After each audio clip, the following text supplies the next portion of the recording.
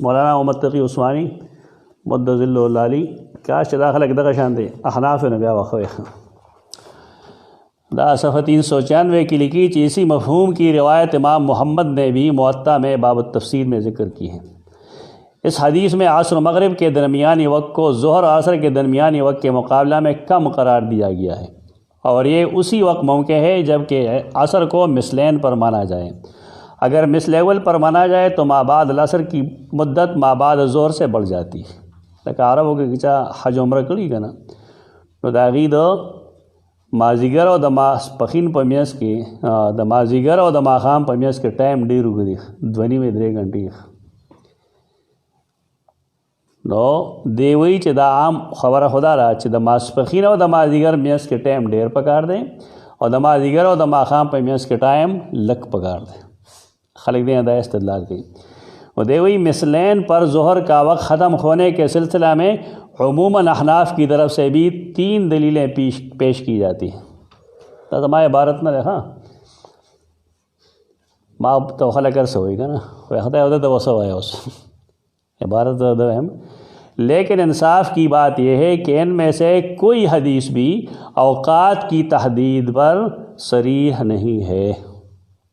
احناف سے کم دلائل و ادرے ناغا دا اوقات و تحدید پانے صحیح نہ رہے.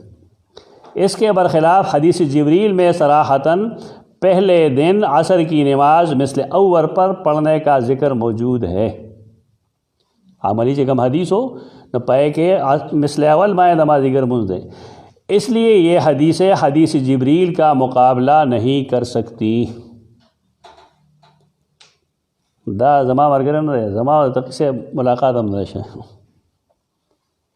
او کاش چې دا خلک کتابونه وګوري، علم دشمنان دي دا خلک.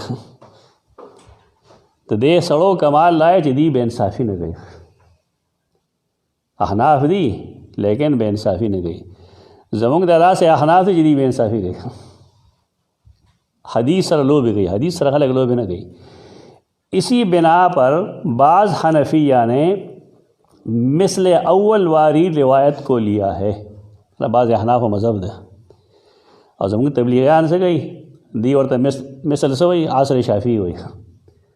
سر جماعتونه کې نقشه لګېدلي که نه دا به عصر شافعي لیکلي. دا ځان ته عالمان وي. خلک جمع کوي ته نفرت پیدا کوي.